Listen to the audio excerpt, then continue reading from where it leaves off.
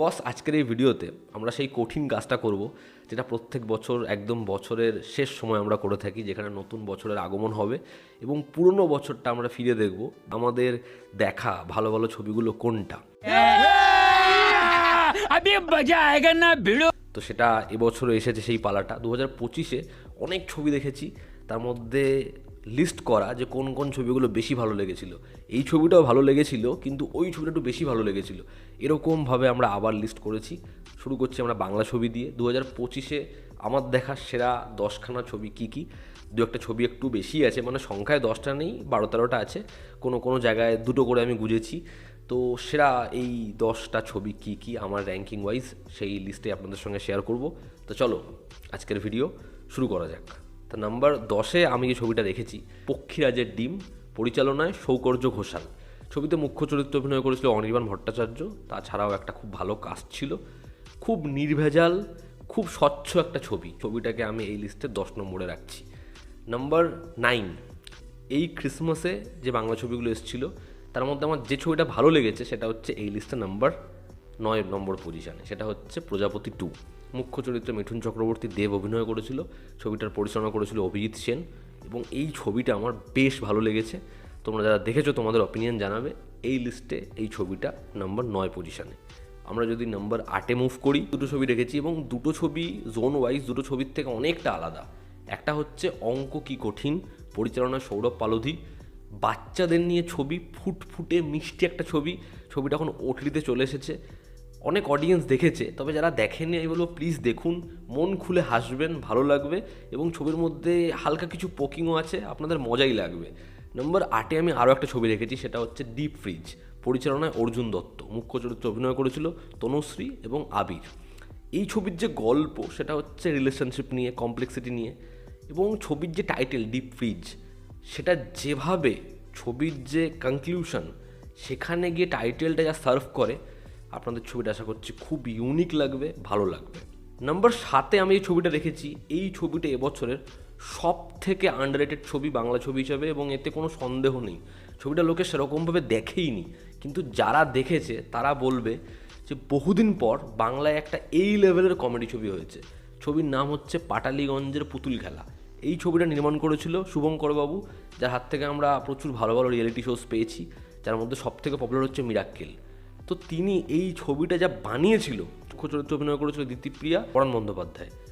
দুর্দান্ত পারফরমেন্স, প্রত্যেকে যা পারফরমেন্স দিয়েছে, যেরকম কমেডি করেছে, যেরকম ওয়ান লাইনার লেখা হয়েছে, মানে চাচা ছোলা সংলাপ। আপনারা যদি সম্ভব হয়, যদি কখনো ওটিটিতে ছবিটা আসে, ছবিটা ভুল করেও মিস করবেন না, এত দুর্দান্ত কমেডি এবং এরকম আপনারা হাসবেন। নাম্বার 6 আমি দুটো ছবি রেখেছি। একটা হচ্ছে পরমব্রত দ্বারা পরিচালিত এই রাত তোমার আমার। মুখ্য চরিত্রে অভিনয় করেছিল অঞ্জন দত্ত এবং অপর্ণা সেন। সম্পর্কের গল্প, একটা রাতের গল্প, ইচ্ছের গল্প, অনেক কিছু না বলার গল্প। ছবিটা যেভাবে শেষ হয় আপনার মন ভারী হয়ে যাবে। এবং ওই যে বললাম নাম্বার 6 আমি দুটো ছবি রেখেছি। আরেকটা ছবি হচ্ছে পুরাতন। মুখ্য চরিত্রে অভিনয় করেছিল শর্মিলা টেগর, ঋতুপর্ণা সেনগুপ্ত এবং ইন্দ্রনীল সেনগুপ্ত। এই ছবির যে গল্প, সেটা আলটিমেটলি যে জায়গায় নিয়ে যায় ছবির পরিচালক সুমন ঘোষ, আপনারা ছবিটা খালি দেখুন, এই ছবিটা আপনাকে ভাবাবে। ছবিটা ওটিটিতে অ্যাভেলেবেল হলে অবশ্যই দেখবেন। ছবির পার্টিকুলার একটা সিন আছে, ওপেনিংয়ের যে ওয়ান টেকটা, দুর্দান্ত লেগেছিল আমার। নাম্বার 5-এ আমি রেখেছি সৃজিত মুখার্জি দ্বারা পরিচালিত, এবছরের একদম গোড়ার দিকে এসেছিল, সত্যি বলে সত্যি কিছু নেই।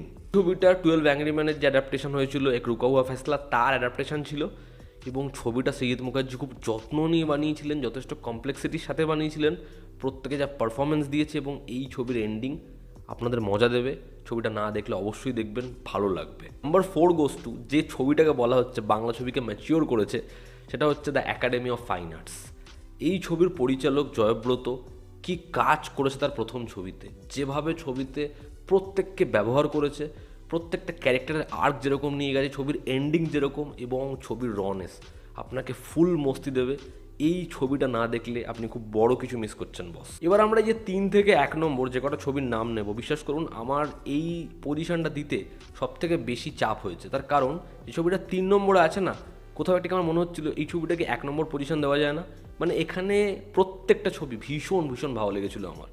নাম্বার 3-এ রয়েছে রাস, পরিচালনা তথাগত মুখার্জি। এরকমভাবে মন্ত্রমুগ্ধ করে দেয় ছবি, ছবির মিউজিক এরকম, ছবিতে প্রত্যেককে দেখতে এত সুন্দর লেগেছে, এবং এরকম ফ্রেমিং, এরকম সম্পর্ক, এরকম রিয়েলাইজেশন।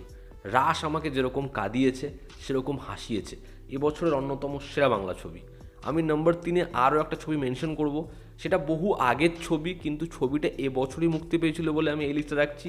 সেটা হচ্ছে Mayanagar, once upon time in Calcutta, যে ছবিটার প্রিভিয়াস টাইটেল ছিল। এই ছবিটা আদিত্য বিক্রম সেনগুপ্ত যেরকমভাবে বানিয়েছে, ছবির কাস্টের থেকে যে লেভেলে পারফরমেন্স বার করেছে, এবং ছবিটা যেভাবে শেষ হয় আপনি চুপ হয়ে যাবেন। এই ছবিটা অবশ্যই মাস্ট ওয়াচ। নম্বর 2-এ রয়েছে কোয়েল মল্লিক, রঞ্জিত মল্লিক, কৌশিক সেন দ্বারা অভিনীত স্বার্থপর। স্বার্থপর এমন একটা ছবি, সেই ছবিটা যতবারই আপনি দেখবেন ছবিটা আপনাকে ভাবাবে। ছবিতে প্রত্যেকটা সংলাপ, প্রত্যেকটা ক্যারেক্টার, যেরকম সম্পর্ক দেখানো হয়েছে, যেরকম ছবিটা যে টপিকটা নিয়ে সেটা যে জায়গায় পৌঁছে যায়, এবং ছবিটা যেভাবে শেষ হয়, ছবিটা দারুণ, জাস্ট দারুণ।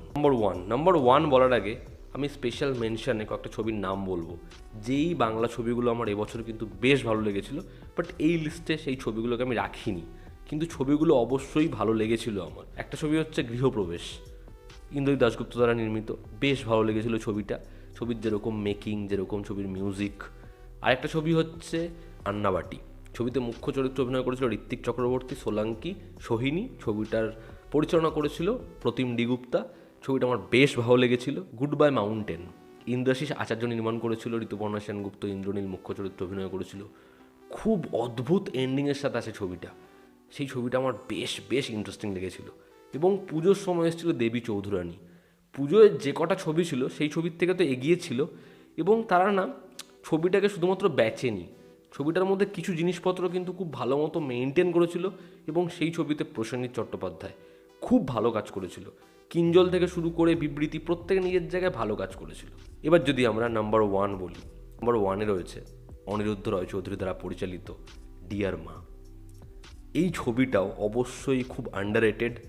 যদি সম্ভব হয় পরবর্তী সময় ছবিটা দেখবেন। ছবিতে মুখ্য চরিত্রে অভিনয় করেছে জয়া আহসান, চন্দন রায় সান্যাল, শাশ্বত চট্টোপাধ্যায়। একটা ব্রিলিয়ান্ট ছবি।